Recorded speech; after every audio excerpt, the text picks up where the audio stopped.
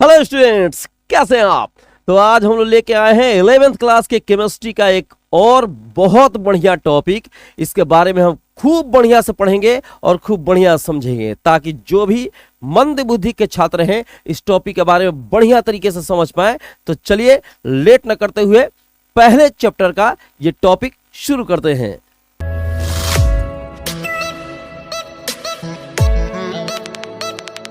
देखिए टॉपिक जो दिया गया है आपके हेडिंग पे लिखा गया है, आप देख सकते हैं स्थिर अनुपात का नियम या निश्चित संगठन का नियम। ठीक है, अब ये स्थिर अनुपात का नियम और निश्चित संगठन के नियम को हम रटेंगे नहीं, उसको इतना बढ़िया से समझेंगे ताकि माथा में जाकर खूब बढ़िया से बैठ जाए। तो समझिए पहले लिखा क्या है। यहाँ पर लिखा है स्थिर अनुपात का नियम या निश्चित संगठन। संगठन का मतलब होता है मिलना, संगठित होना, इसका मतलब जुड़ना। नियम कहता है, ठीक है, नियम के अनुसार समझिए पहले। देखो अब रटो मत, यहां लिखा है निश्चित संगठन। तत्व का, अगर तत्व का निश्चित मात्रा में संगठन हो, निश्चित मात्रा में संगठन हो, मिलाप हो, ठीक है, तो किसी ना किसी यौगिक का निर्माण होता है या रासायनिक यौगिक का निर्माण होता है। तो कहने का मतलब है कि जब निश्चित मात्रा में ही तत्व मिलेंगे, जैसे मान लीजिए कि यहाँ पे अगर H2O का एग्जाम्पल ले लें, CO2 का एग्जाम्पल ले, यहाँ पे हाइड्रोजन है, हाइड्रोजन की दो परमाणु मिला हुआ है, ऑक्सीजन का एक परमाणु मिला हुआ है, कार्बन का एक है, ऑक्सीजन का दो परमाणु मिला हुआ है। ये निश्चित मात्रा में ही है और ये भी निश्चित मात्रा में है, तब जाकर किसी यौगिक का निर्माण हुआ है। अगर निश्चित मात्रा में ये नहीं मिलेंगे तो यौगिक का निर्माण नहीं हो पाएगा। अगर यहाँ पे जो आपका नियम बता रहा है कि निश्चित संगठन का नियम, इसमें शुद्ध तत्वों का मिलना जरूरी है। शुद्ध तत्व मिलेंगे तभी जाके ये नियम लागू हो पाएगा। अशुद्धियों के साथ इस नियम का खंडन भी हो जाता है। ठीक है, अतः शुद्ध तत्वों का ही मिलना जरूरी है, क्योंकि देखो कह रहा है कि निश्चित मात्रा में स्थिर अनुपात में, अनुपात हमेशा फिक्स होना चाहिए। माने अगर H2O को कहीं पर से किसी नाली में से ले लिए, पानी, H2O मतलब पानी होता है, कहीं नाली में से ले लिए, आप RO में से ले लिए, कहीं से भी लीजिए पानी, तो जब पानी में जब हाइड्रोजन की और ऑक्सीजन की जो मात्रा देखी जाती है वो हमेशा फिक्स आती है, एकदम सीमित आती है, जितना होता है उतना ही आती है। तो इसको हम लोग कहते हैं निश्चित संगठन का नियम। फिर से समझ लीजिए, जब निश्चित मात्रा में शुद्ध तत्व आपस में मिलते हैं, निश्चित मात्रा में हाइड्रोजन का दो, ऑक्सीजन का एक, निश्चित मात्रा में जब ये मिलेंगा तो पानी का निर्माण होएगा। हाइड्रोजन की दो मात्रा और ऑक्सीजन की एक मात्रा जब मिलेंगा तो H2O का निर्माण होगा, इसका दो और इसका एक। अगर थोड़ा सा भी मात्रा का हेर फेर हुआ तो पानी का निर्माण नहीं हो पाएगा। और जब हाइड्रोजन की मात्रा और इसका मात्रा का अनुपात देखा जाता है तो लगभग हर जगह ये बराबर ही आता है। ठीक है, अब इसमें देख लीजिए अनुपात कितना है। हाइड्रोजन की परमाणु संख्या 1 और भार भी 1 होता है। ऑक्सीजन का परमाणु संख्या 8 और भार होता है 16। ध्यान से देखिए, हाइड्रोजन का परमाणु संख्या 1, भार भी 1, भार होता है 1.008, तो उतना, अब 1.008, अब दशमलव के इतना जीरो के बाद 8 दे दिया है तो उसका तो महत्व ऐसे भी खत्म हो गया। तो समझिए कि हाइड्रोजन का भी भार भी 1 ही और संख्या भी 1 ही। ऑक्सीजन का संख्या 1, भार 16। लेकिन हम लोग यहाँ द्रव्यमान के बारे में पढ़ रहे हैं, मतलब कह रहे ये नियम कहता है द्रव्यमान का अनुपात फिक्स होता है, संख्या से मतलब नहीं है। ठीक है, द्रव्यमान का अनुपात फिक्स होता है। तो हाइड्रोजन का मान लीजिए 1 और कितने हाइड्रोजन मिले हैं 2, तो इसमें 2 से गुना करो तो ये हो जाएगा 2। और ऑक्सीजन तो 1 ही है तो इसमें 1 से गुना करेगा इसके भार में तो हो जाएगा 16। अब इसका अनुपात देखो, अनुपात का मतलब हुआ 2/16। पहले ये है तो 2:16, तो अनुपात का मतलब हो गया बटा, कटाओ इसको, कटाओ 8, तो ऊपर हो गया 1, नीचे हो गया 8, इसका मतलब 1:8। अब तुम पानी को, जल को कहीं से किसी अवस्था से तुम लेगा तो ये हमेशा इसी अनुपात में मिलेगा, 1:8 के रूप में। समझ गया मेरे भाई। हाइड्रोजन का द्रव्यमान 1 हो गया, चूंकि 2 था तो 2 से गुना किए हैं। ऑक्सीजन का भार हो गया 16 और 1 था तो 1 से गुना किए हैं और पहला बटा दूसरा कर दिए, कटाने के बाद आया 1/8, इसको 1:8। इसका मतलब जल को अगर कहीं से भी हम उठाकर लाते हैं तो वो अनुपात आपका फिक्स आता है। दूसरा एग्जाम्पल भी देख सकते, इसमें कार्बन डाइऑक्साइड का ले लो, कार्बन डाइऑक्साइड, कार्बन डाइऑक्साइड का दूसरा एग्जाम्पल ले लीजिए। कार्बन डाइऑक्साइड जैसे है, मान लो कि कार्बन को ऑक्सीजन में जलाओ जब कार्बन को तुम ऑक्सीजन में जलाओगे तो बनता है कार्बन डाइऑक्साइड। कोयला को लेकर जब तुम हवा में जलाता है, ठीक है, तो ये बनता है कार्बन डाइऑक्साइड। या CaCO3 ले लो, ठीक है, चूना को गर्म करिए, तो चूना को जब गर्म करिएगा उसमें बन जाता है कैल्शियम ऑक्साइड और प्लस CO2, उसमें बन जाता है कैल्शियम ऑक्साइड प्लस CO2। ध्यान से देखिए, यहाँ पे कार्बन को ऑक्सीजन में जलाया गया तो बना कार्बन डाइऑक्साइड, यहाँ पे चूना को कैल्शियम कार्बोनेट को हम लोग गर्म किए हैं तो इसमें कैल्शियम ऑक्साइड और CO2 में टूट गया, ये कैल्शियम ऑक्साइड है, ये कार्बन डाइऑक्साइड है, टूट गया। अब ये दोनों अलग अलग प्रतिक्रियाएं हैं, ठीक है, दोनों अलग अलग चीजें हैं, लेकिन इसमें जो कार्बन डाइऑक्साइड लास्ट में मिला है, अगर कार्बन और ऑक्सीजन का अनुपात इसमें देखें या इसमें देखें वो तो बराबर मिलेगा मेरे भाई। देख लो यहाँ पे कितना आया है, इस कार्बन डाइऑक्साइड में कार्बन और ऑक्सीजन का अनुपात, और इस कार्बन डाइऑक्साइड में कार्बन, अगर इसमें जो आएगा उसमें यही आएगा। कार्बन क्या होता है मेरे CO2। अब यहाँ देखो कार्बन की परमाणु संख्या 6 होती है और भार होता है 12। अरे इसको तो याद कर लो भाई, परमाणु संख्या परमाणु भार कम से कम 30 तक तो याद ही कर लो। अगर 11th-12th के स्टूडेंट हो गए हो तो 30 तक, 9वां 10वां में कहता है 20 तक याद करो। 11th-12th के स्टूडेंट हो तो याद तो सब करना चाहिए, लेकिन 30 तक याद रहेगा तो बहुत सारा मैक्सिमम तुमको काम करेगा। कार्बन का 12 हो गया, ऑक्सीजन का हो गया मेरे भाई 16, भार हो गया 16, सॉरी भार हो गया 16। कितने हैं? 2 हैं। यहाँ कार्बन की परमाणु संख्या 6, भार होता है 12। चूंकि हम भार का अनुपात ही निकाल रहे हैं, ये जो टॉपिक पढ़ रहे हैं इसमें हम भार का ही अनुपात निकाल रहे हैं। और यहाँ ऑक्सीजन जो हो गया मेरे भाई, ऑक्सीजन का संख्या होता है 8, भार होता है 16। ऑक्सीजन कई गो है? 2 गो है, ठीक है। इसमें अनुपात अब निकालेगा तो ये हो गया 12 और बटा में हो गया 16 दूना 32, 4 से कटाओ, 4 तिया 12, 4 8 32, इसका मतलब 3/8, 3:8। अब तुम कहीं से कार्बन डाइऑक्साइड लाओ, ठीक है, कहीं से, इस प्रतिक्रिया से, चाहे इस प्रतिक्रिया से या अन्य किसी प्रतिक्रिया से, कार्बन डाइऑक्साइड में जो कार्बन और ऑक्सीजन का अनुपात है वो तो हमेशा फिक्स रहेगा मेरे भाई, 3:8 के रेशियो में होगा, मतलब 3:8 ही होगा। इसका मतलब हुआ ये संगठन के नियम का ये भी पालन कर रहा है, स्थिर अनुपात के नियम का ये भी पालन कर रहा है। ये तो समझ में आ गया होगा। अब इसके बारे में सबसे पहले जो बताए थे उनका नाम था जोसेफ, इनका नाम था जोसेफ प्राउस्ट, ठीक है। थोड़ा सा देख लेते हैं, अब इनके बारे में भी थोड़ा सा चर्चा कर लेते हैं, ये बहुत इंपॉर्टेंट चीज है, ठीक है। ये फ्रांस के रहने वाले थे। सबसे पहले स्थिर अनुपात या निश्चित संगठन के नियम के बारे में जोसेफ प्राउस्ट ने बताया था। जोसेफ प्राउस्ट, ठीक है। अंग्रेजी क्या होता है? Joseph Proust. कहाँ के रहने वाले थे? फ्रांस के रहने वाले थे। इन्होंने 1799 में स्थिर अनुपात का नियम या कहिए इस निश्चित संगठन के नियम को प्रतिपादन किया, मतलब ये प्रदान किया। और इन्होंने क्या किया था इसको, मतलब जैसा हमने बताया अभी H2O के बारे में, अभी बताया कार्बन डाइऑक्साइड के बारे में कि अलग अलग माध्यमों से लिया जाता है, ठीक है, तो क्या होता है उसका अनुपात हमेशा सेम होता है। इन्होंने प्रयोग जो किया था वो किया था कॉपर कार्बोनेट पर, ठीक है, कॉपर कार्बोनेट पर इन्होंने प्रयोग किया, कार्बोनेट पर, ठीक है, या क्यूप्रस कार्बोनेट भी कह सकते हैं, इसको कोई दिक्कत की बात नहीं है। अब इन्होंने जो कॉपर कार्बोनेट लिया, कॉपर कार्बोनेट को किया क्या कि दो जगह से लिया, एक तो प्राकृतिक लिया, प्राकृतिक, और दूसरा हो गया संश्लेषित।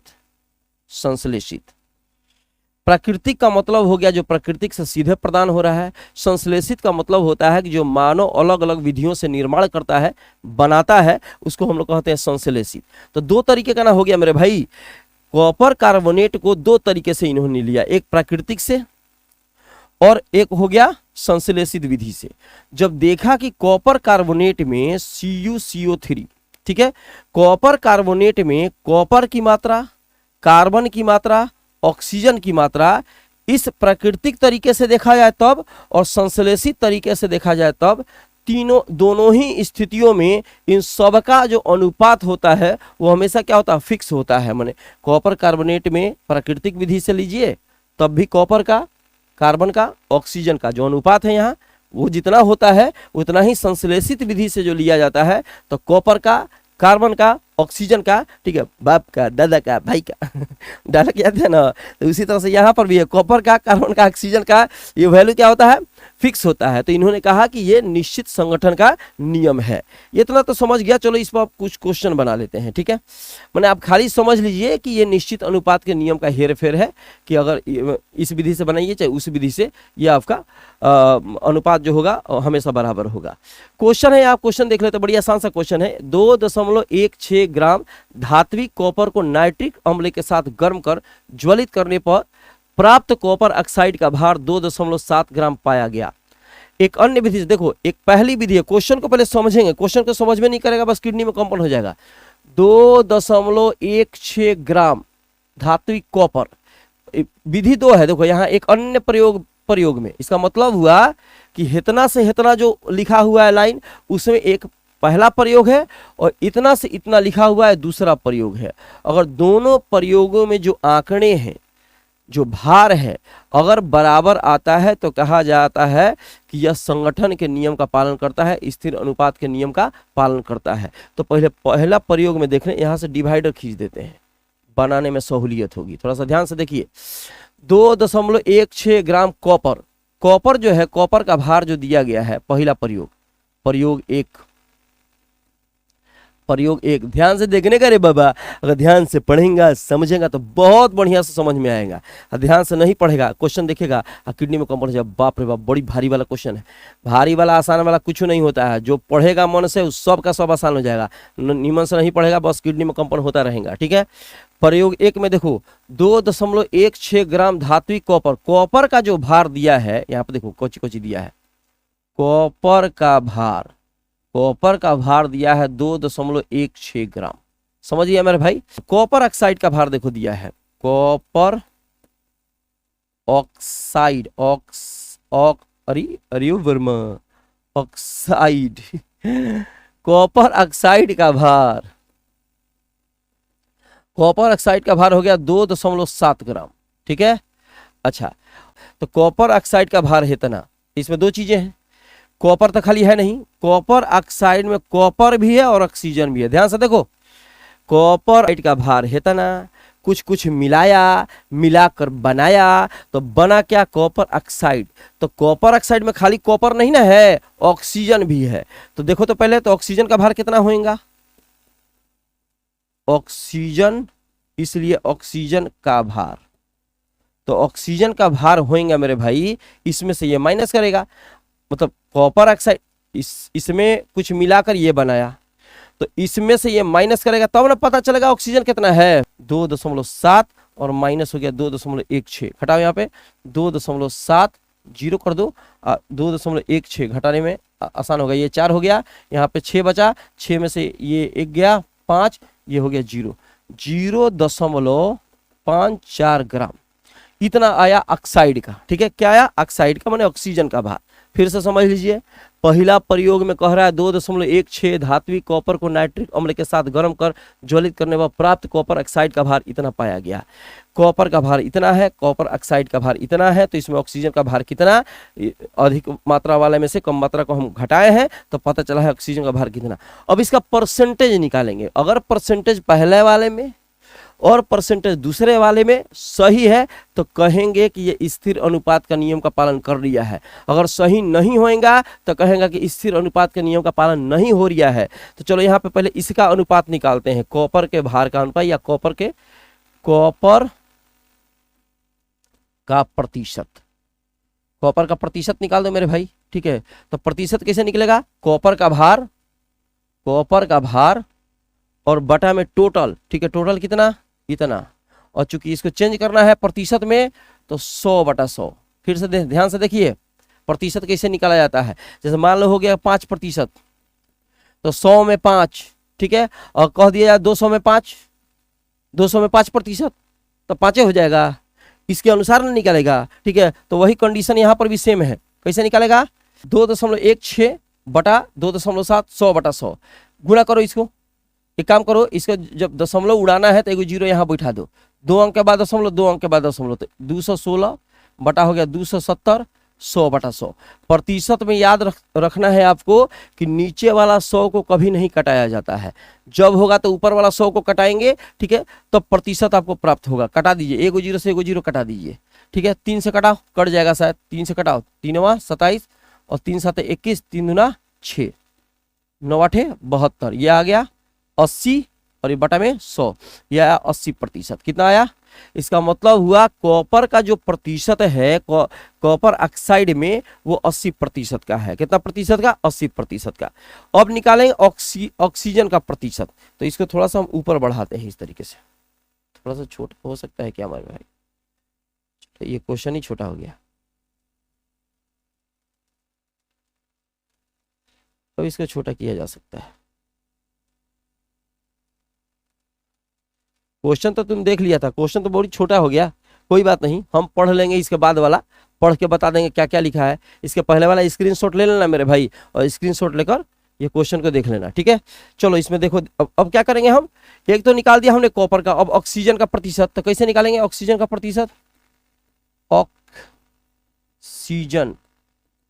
का प्रतिशत, तो ऑक्सीजन का भार बटा टोटल भार कितना था? 2.7 और 100/100, 100/100 करके हम क्या निकाल रहे हैं मेरे भाई? प्रतिशत में निकाल रहे हैं, ठीक है। देखो एक अंक के बाद दशमलव है, तो यहाँ पे सॉरी दशमलव के बाद एक अंक है, यहाँ पर दशमलव के बाद 2 अंक है, तो एगो 0 बढ़ा दो ताकि दशमलव हम हटा दें, तो यहाँ पर दशमलव कैंसिल हो गया, तो कितना बता? 54/270, ये 100/100 कैंसिल करो, एगो 0 से एगो 0 कट गया, 27 दूना 54 होता है, 2 से 10 में गुना करेगा 20 बटा में 100, ये हो गया 20%। कितना आया? 20%।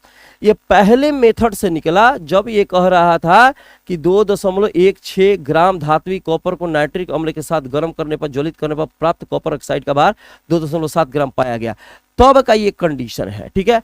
इसके बाद का जो एक कंडीशन और दे दिया है, थोड़ा सा इसके बारे में समझने का, यहां से अगर इसको हम बड़ा करें तो दिखेगा, हाँ चलो बड़ा करते हैं, दिखेगा।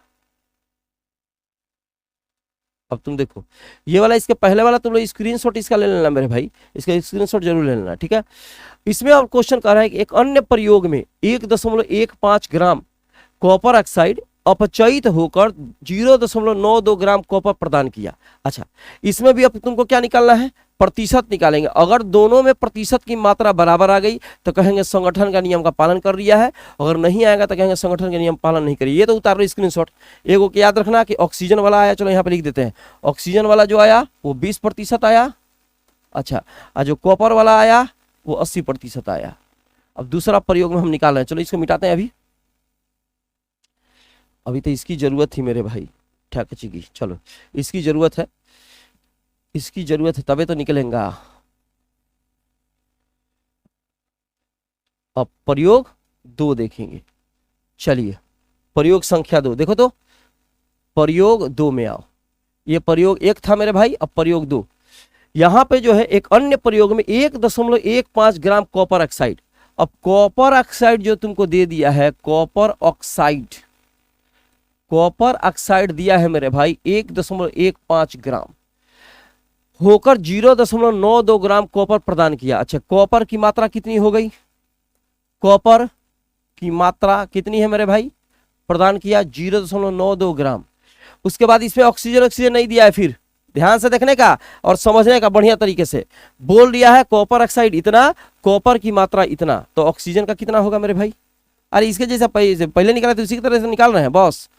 ऑक्सीजन की मात्रा घटाएंगा, घटाओ 1.15 ग्राम और ग्राम हटाई दो और 0.92 घटा दो, ये 3 हो गया, 1 दहाई के 10, यहाँ पे 11 में से 9 गया 2, ये हो जाएगा 0.23 ग्राम। इसका मतलब हुआ कि कॉपर ऑक्साइड इतना ग्राम, कॉपर की मात्रा इतना, माने टोटल है, ठीक है। ऑक्सीजन की मात्रा ये हो गई। अब क्या करेंगे? इसका प्रतिशत निकालेंगे, जैसे इसके पहले निकाले हुए थे, तो प्रतिशत निकाल के देखा जाए, इसको छोटा कर देते हैं थोड़ा सा। अब उसकी जरूरत नहीं है, ठीक है, अब इसकी जरूरत है, अब उसकी जरूरत नहीं है, अब इसकी जरूरत है, ठीक है। चलो प्रतिशत निकालते हैं अभी। अब निकालेंगे कॉपर का प्रतिशत, कॉपर का प्रतिशत निकालो। कॉपर की वैल्यू बटा टोटल गुना 100/100। प्रतिशत निकालने का भी तरीका हम बताए हैं कि कैसे करना है, 100/100 काटिए। एक काम करो, 2 अंक के बाद दशमलव है, 2 अंक के बाद दशमलव खत्म हो गया, तो 92/115 और गुना 100/100, नीचे वाला 100 को नहीं कटाने का रे बाबा, 5 से कटाओ 20 बार में कटेगा, 5 से कटाओ 5 दूना 10, 5 3 15, 23 बार में कटा, 23 से कट जाएगा 4 बार में, 23 चौका 92, 4 से गुना करो 20 में, 80/100, ये आ गया 80%। कितना आया? 80%। इसका मतलब हुआ कॉपर का प्रतिशत, देखो इसके पहले आया था उतना ही, कॉपर का प्रतिशत 80%। अब एक का बाकी रहा ऑक्सीजन का, तो ऑक्सीजन का भी प्रतिशत निकाल के देख लो यहाँ पे, ऑक्सीजन का प्रतिशत निकालो, तो ऑक्सीजन का भार बटा टोटल गुना 100/100, वही कर रहे हैं, कॉपर का भार बटा टोटल 100/100, ठीक है। तो ऑक्सीजन का भार कितना है मेरे भाई? ऑक्सीजन का भार 0.23 बटा टोटल कितना है मेरे भाई? 1.15, और 100/100 कर दूं, 2 अंक के बाद दशमलव, 2 अंक के बाद दशमलव, बाजार स्वाहा, ठीक है। और ये 100/100 यहाँ रहने दो, कैंसिल करो, काटो तो 2 से 5 से काट दो, 20 बार में, 5 से काटो 23 बार में, 23 से 23 कट गया, ये 20 है यहाँ पे, तो अगर 20/100 इसको लिख सकते हैं 20%। यहाँ पे देखो ऑक्सीजन आया था 20%, कार्बन आया था पहले, इसके पहले 80%, अभी भी आया है कार्बन जो 80%, ऑक्सीजन 20%। इसका मतलब हुआ मेरे भाई कि दोनों स्थितियों में कार्बन और ऑक्सीजन का जो प्रतिशत है वो बराबर है, अर्थात ये स्थिर अनुपात के नियम का पालन कर लिया है, मतलब निश्चित संगठन का नियम का पालन कर रहा है। नियम तो यही ना है कि किसी प्रयोग से लीजिए, किसी स्थिति से लीजिए, अगर उनका अनुपात बराबर है तो कहा जाएगा कि नियम स्थिर अनुपात के नियम का पालन कर रहा है। अगला क्वेश्चन देख लेते हैं, क्वेश्चन और है, ठीक है।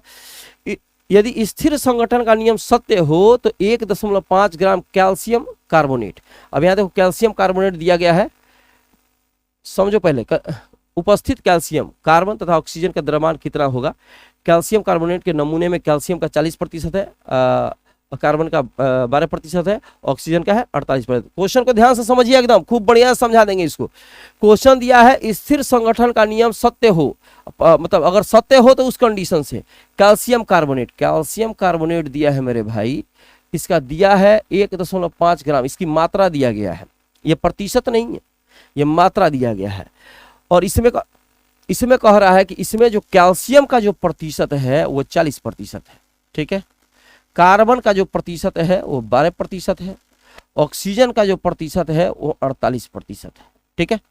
मतलब टोटल मिला के हो जाएगा तुम्हारा 100%। टोटल कितना होगा? 100%। तो ये जो वैल्यू है ये प्रतिशत 100% में है, इसी तीनों के मिलने से नहीं ये बना है।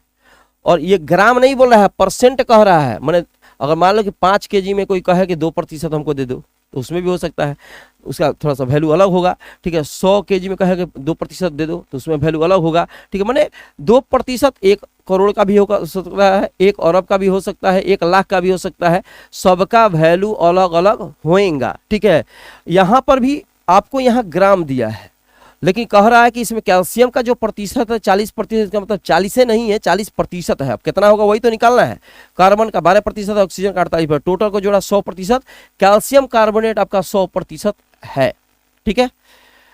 अब इसमें निकालना है कि कितना कितना ग्राम आपका वैल्यू आएगा। तो मान लीजिए कि कैल्शियम कार्बोनेट, माना कि कैल्शियम कार्बोनेट जो है, कैल्शियम कार्बोनेट 100 ग्राम है। तो अगर कैल्शियम कार्बोनेट 100 ग्राम होगा तो क्वेश्चन के हिसाब से ये 40% की बात है, इसका मतलब ये 40 ग्राम हो जाएगा। ये 12% की बात है, मतलब ये 12 ग्राम हो जाएगा। ये 48% की बात है, मतलब 48 ग्राम होगा। कितने में? 100 में। कितना में? 100 में। प्रतिशत का मतलब ही होता है 100 में। तो उसके हिसाब से हमको निकालना है कि इसका कितना ग्राम होगा, इसका कितना ग्राम होगा, इसका कितना ग्राम होगा। तो एगो निकाल देते हैं, दूगो तो तुम अपने से निकाल लेगा। चूंकि निकालना क्या है? कैल्शियम का। तो देखो यहाँ पे क्या लिखेंगे, 100 ग्राम, ध्यान से देखिए, 100 ग्राम कैल्शियम कार्बोनेट है। तो कैल्शियम कितना है? तो कैल्शियम है 40 ग्राम। अगर 100 माने हैं तब 40 ग्राम, इसलिए 1 ग्राम अगर कैल्शियम कार्बोनेट है तो ये हो जाएगा 40। ये बटा में चलाता है 100, ठीक है। कैंसिल हो गया, ये कैंसिल हो गया, ये 2 बार में, ये हो गया 5 बार में, तो 2/5, ठीक है। इसलिए कितने ग्राम है? टोटल कितना ग्राम है मेरे भाई? 1.5 ग्राम। तो हो जाएगा 2/5, ये हो जाएगा 1.5। कैंसिल कर दो, ये होगा 0.3 गुना करेगा तो 0.6 ग्राम। ये किसका आया मेरे भाई? ये आ गया कैल्शियम का। तो कैल्शियम का जो परसेंटेज निकलेगा वो 0.6 ग्राम निकलेगा। उसी प्रकार से तुम कॉपर का निकालोगे तो यहाँ पे फिर कॉपर का कितना परसेंट? 12। तो ये तो सेम रहेगा, यहाँ हो जाएगा 12 ग्राम, फिर 12/100 और उसी तरह से ये रख के कटा दीजिएगा, आ जाएगा। फिर इसका देखो तो इसका होगा 48, तो ये तो सब सेम रहेगा, यहाँ हो जाएगा 48। मैंने थोड़ा सा कहा जहाँ पे 40 था वहाँ पे इस कंडीशन में 12 लिखेगा, ठीक है। फिर इस कंडीशन में 48 लिखेगा। अपना अपना ये दो वैल्यू जो है हम यहाँ छोड़ रहे हैं, इसको और इसको। ये तो कम से कम मेरे भाई इतना तो कर ही सकते हो, ये निकाल लेना। मुझे लगता है कि टोटल का टोटल कंसेप्ट बहुत बढ़िया तरीके से क्लियर हो चुका होगा। इस पर और भी चाहे तो खुद से आप अदर किताब में क्वेश्चन बना सकते हैं। तो मिलते हैं छोटे से ब्रेक के बाद। जहाँ रहिए स्वस्थ रहिए।